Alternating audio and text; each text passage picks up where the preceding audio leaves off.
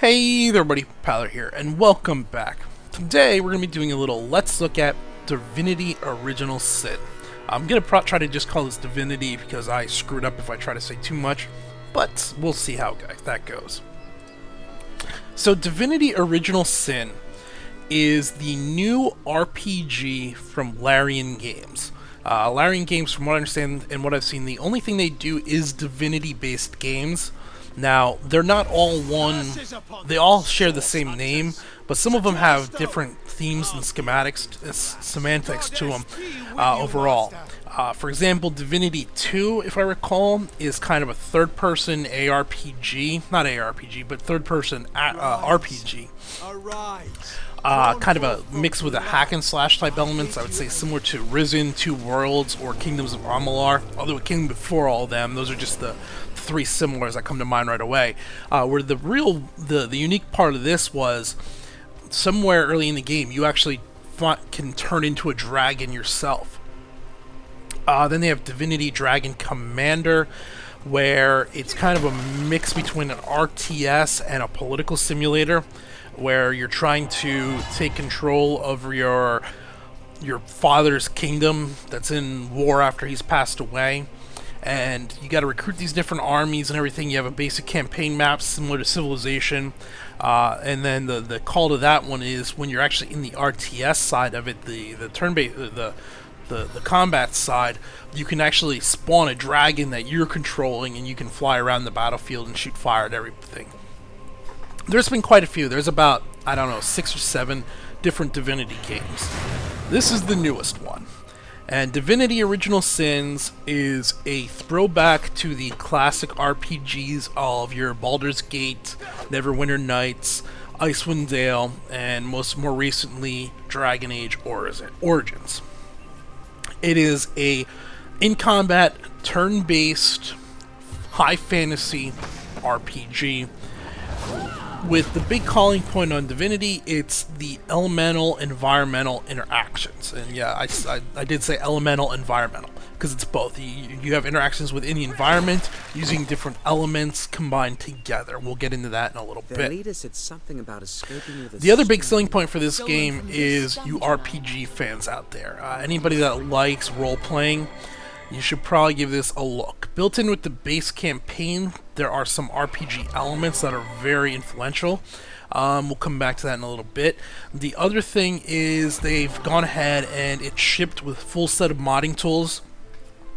And you'll be able to create, play, download pretty much any campaign that you can think of. Keep in mind, most of them are going to be crap. As with most user-generated content, it's crap. But there will definitely be some shining stars in it, basically giving the game unlimited content. Similar to Baldur's Gate and such, where they could create their own campaigns afterwards. I think you could in Baldur's Gate, couldn't you?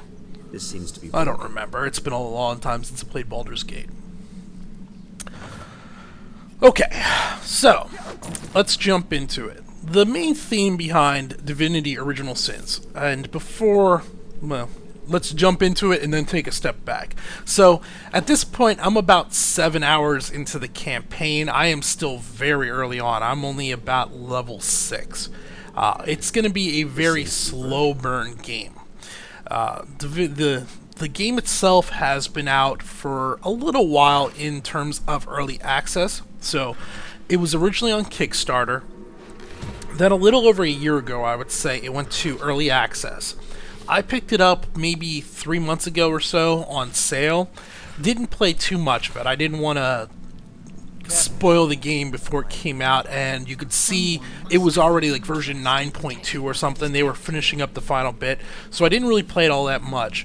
And then I went ahead and jumped into it just the other day when it went full access about last week or so, 1.0. So like I said, I'm about 7 hours in. I started off playing the game on normal difficulty. It has easy, normal, hard difficulties. And the first 2 hours were not very bad. They went along pretty well. I had a few mishaps, a few minor deaths.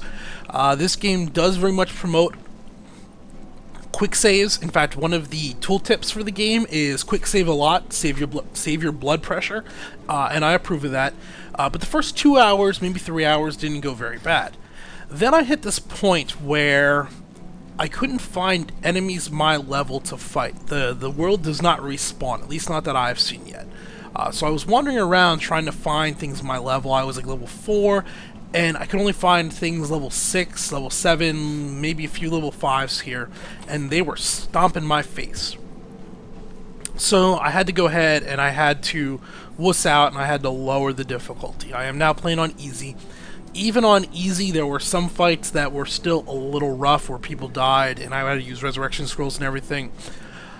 I recommend starting off on medium difficulty, but don't be afraid to drop to easy. It's made the game actually better now that I've gone to easy. I'm not just kind of running from battles. I'm willing to risk trying it. On medium difficulty, literally within 1, maybe 2 turns, I'd be dead. So it wasn't even worth the risk of trying a fight. Now, you can, you'll see, alright, I got them half dead before they finally come me off. You can start to see ways of completing the fights. So that's kind of where we were. Now, back to the beginning of this. So, Divinity Original Sins, to me, the opening story sounds similar to, and it could be because I'm currently going through these, The Wheel of Time. Basically, you are 2 source hunters. The way they explain it, Source is kind of this magical power that was originally used for good. These people used it to cast these spells, and they did all kinds of good stuff. And then, over time, the people that used Source went insane. And then they had to be put down. Sounds very similar to at least some of the key concepts of the Wheel of Time. So you as a Source hunter go around and you chase after any of these Source users and put them to death, or, well, I imagine that's what you do to them. I haven't found any yet, in order to prevent them from going insane and harming people. So this is where the story picks up. You're on a boat with your 2 Source hunters, and you're moving around after being called to this town where there's a murder that was claimed to have been performed by Source. To start off with, you create 2 characters. There are many predetermined types, well, not many, probably about 8 or 10. You have things like Knight, Cleric, the Archer, or I think they call it a Ranger there. You have a Wizard, you have a Witch. Predetermined classes that are pretty straightforward. Your standard high fantasy type archetypes. You can yourself go in and create your own characters if you wish. Now, it's not done in like a D&D style with a random rolling. It's more of a Fallout style where you have a predetermined set of points. You start off with like 5 attribute points that you then combine in, and you can assign them anywhere you want. Then you'll get like 3 trait points and then like 3 skill points. And this is how you build out your character at first. Then as you level up, they kind of rotate. Your first level, you're going to get like 1 skill point. Your second level, you're going to get like 1 attribute point, 1 trait point. Third level, you're going to get 1 skill point. So you go back and forth. You're not going to... the leveling up process seems very slow. In fact, in order to really power out a character, it looks like you're going to be level 30 or so. I don't even know if there's enough game to get you all the way to level 30. We'll find out in time. So that's the character creation and the skills, the abilities and everything. Now, the big selling point, as I said, for this is, or the big marketing point, is the environmental and the elemental interactions. And there have been some games that have tried to have done this before, and they do to certain success, certain failures. Divinity nails it. They really do. Throughout the whole game, or at least the 7 hours I've been playing, much of the success and failure of my battles was in setting up traps and combinations of attacks and using the environment to my advantage in order to beat my enemies. So, for example, in this fight you're seeing here, this was a fight that took me probably 10 tries to finally beat. There is a large king, kind of massive ogre, or I'm not sorry, not an ogre, but oh crap, not a goblin. One of these big green things. Doesn't matter. We're moving on. And he was just stomping my face. Well, you see all this water out in front here. What I'm going to do is I'm going to try and draw him into this water, and then I can hit that water and electrify him.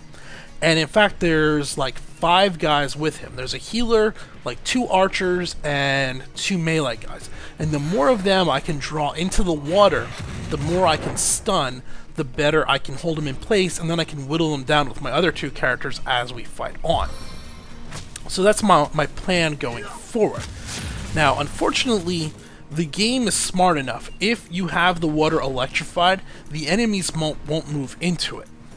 And I had to basically judge, once the pull started and the fight began, I had to judge where and when I could pull it. And what I determined was, if I waited another turn, the big guy was going to have enough movement to move to the other side of the water and get out of it.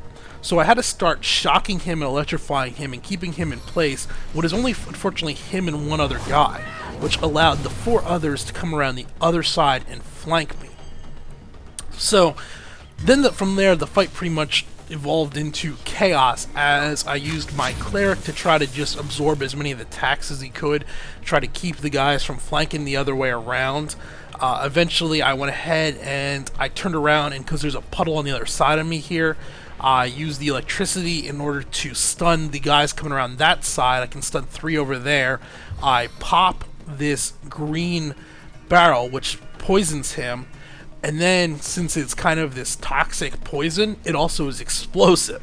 So I use my fire mage here to light it on fire, get him burning and everything, which ends up just eating his health up like mad. Just kills him off pretty quick, actually. Now, unfortunately, though, the fire boils away the water, creating steam. So now there's no longer water there. I can't electrocute this guy anymore. I could shoot lightning past it, but anybody that crosses over that middle area, I won't be able to electrocute. It also creates an issue with line of sight. If you cause a lot of fire, the smoke can actually obscure your line of sight. If you hit water with fire, the steam can obscure your line of sight. So you have to keep an eye on all these things working together as they go. And this is basically how the fight evolves. And it's deep, it's challenging, it's rewarding, it's fun when you finally pull it off and everything works well. It's just great. Now, the actual combat determination, the moves you can do and everything, if you look down here above the action bar, you'll see these orbs. Some of them are green, some of them are red, and then there's some that aren't full. Depending on your character's stats and their equip burden, they generate a certain number of action points at the beginning of each turn. My cleric only generates 4 because he's wearing some pretty heavy armor, he's using a shield, he's pretty maxed out on his equip burn, whereas my fire wizard, she generates 7 or 8 at the beginning of each turn. And these are going to be, as you would expect, these are how you lay out your movement and everything. There is no actual hex system here, but if as you move the cursor around, you'll see the bars go down the further you move and as you move back and everything. So you can determine, if you can move about 3 feet per bubble. Consuming a potion costs about 3 bubbles. A standard melee attack, depending on your weapon, costs 3 or 4 bubbles. The fire spell costs 7. The lightning spell costs 7, I believe. And this is how the combat plays out. One of the nice things that they do that I don't want to say this is unique to them, but it's been a while since I played a game that did this. You can actually store up, in general, more action points than you can use. So that's why there's all the empty bubbles out to the right-hand side. With my cleric, while I'm waiting for these guys to flank around the side here, I can go ahead and I can have him just end turn, and he's going to save up a whole bunch of action points. Then when somebody gets within melee range, I'll be able to perform 2 or 3 quick attacks or moves at one turn because I have all this saved up, which you would not normally be able to do. This adds a great extra level of strategy. I'm also assuming later on in the game, there's going to be certain moves that require more action points than you can generate in one turn. For example, right now, using a resurrection scroll requires like 9 or 10 action points. So you can't do that in one turn. No matter what, it's going to take 2 turns in order to cast that off. So you get these high risk, high reward type abilities where you got to basically just stand there and wait it out. But if you can pull it off, you're going to get a lot of damage or a combat changing move off because of it. I love this. It's real deep.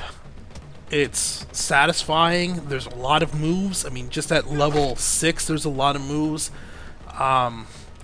It's going to get pretty good, I think. Time will tell, but I think we have the possibility here for some real good gameplay. Some real deep gameplay, especially within the user-generated world. From what I can see, there's...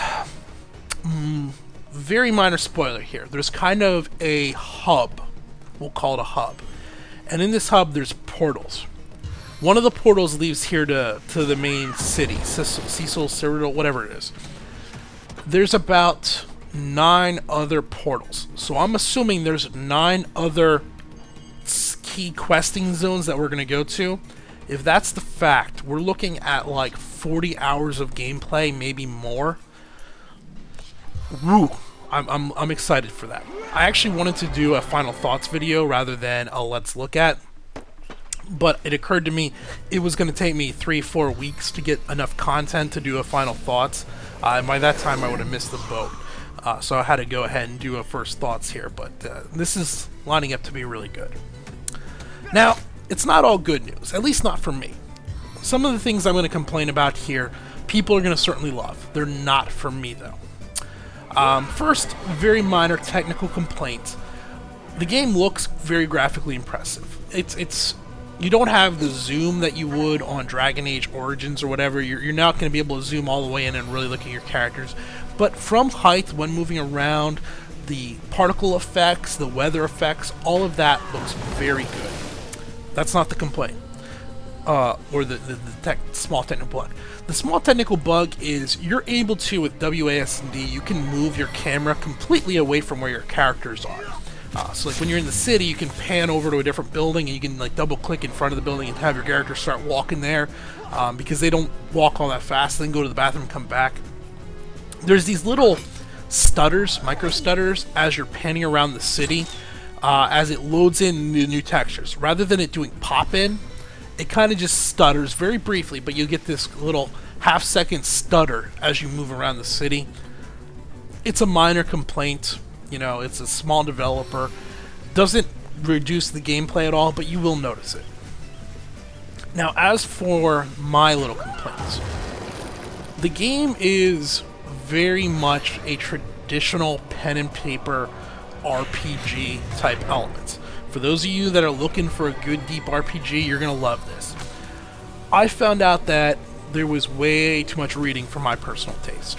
I'm going to sound like a dumb American there. I don't want to read, but I don't mind reading. What's the problem that I'm running into with Divinity is, for example, in this main town here, there's probably 80 or so NPCs. Every one of those NPCs you can interact with.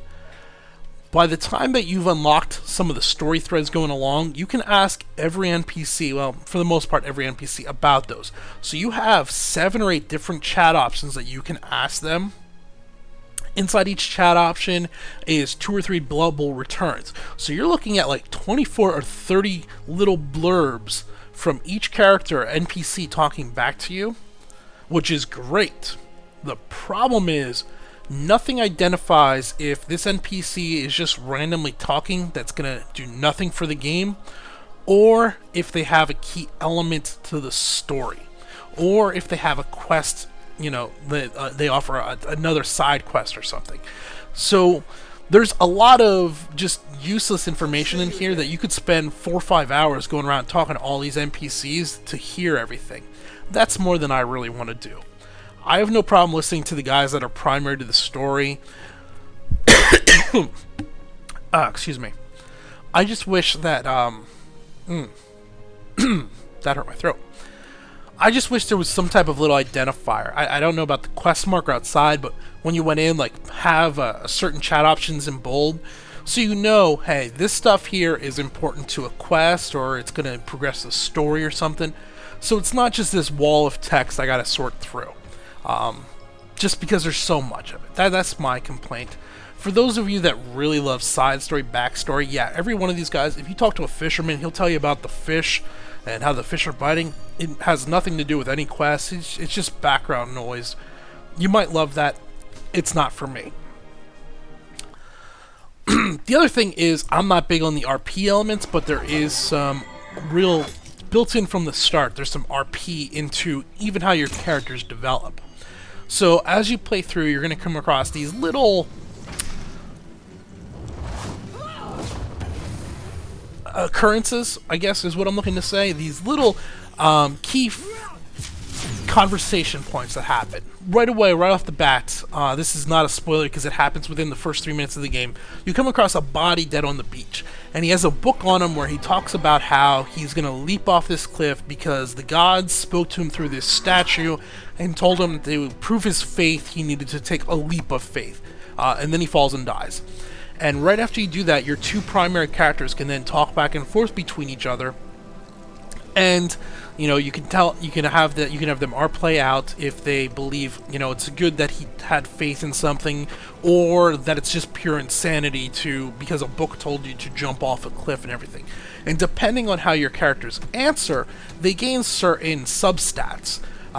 They can gain either greater faith, or they can become a little more naive, or they can become cynical, and all of this stuff. And this will play out throughout many different elements as you play through the game. Even as they level up, after you gain a level, the characters will talk among each other about what they've learned that is new, and that'll shape their personality one way or another as they grow on. You can make them real cocky, like, yeah, I'm real strong, I'm the one carrying this party, or I couldn't have done this without you, together is how we're overcoming this. And based on that, they're going to gain little stat changes inside their character sheet. It's a bit more than I personally need. I like the stat change. It's just not what I personally enjoy. But for those of you that love the RP, right there you go. And yeah, those are really my only... I mean, that last one's not even really a complaint. It's just not personally my preference. Being able to only get 2 minor complaints, too much reading, and a little bit of frame stutter when I decide to scroll across the entire map, that's pretty minor. And coming from me, that means this game, it's pretty darn good. It does currently cost $40, which is a touch pricey for, I mean, you can play like Neverwinter Nights online, whatever the RPG one is, the MMO one is, for free. There's some competition for this in the free realms. You got Dragon Age Origins, which is now gotta be, you can buy the complete set for like $8. So it does have some stiff competition, but the elemental interactions, the combat in this is really, really good. And I'm really enjoying it. I can't wait to start getting a little bit higher level. I'm a little sad that I have to play on an easier difficulty, but I was getting my butt kicked. I'm a little too much, apparently I can't handle medium difficulty. But I highly recommend you take a look at this. If you don't want to pay the $40, keep an eye for when it goes on sale. If you're an RP fan, you're going to want to get this. If you're a turn-based fan, you're going to want to get this also. Alright. I think that about does it. I may check back in after I finish off the game, give an update. We'll see. Depends on how long it is. But that's let's look at Divinity Original Sin. This has been Paler. Thanks for watching.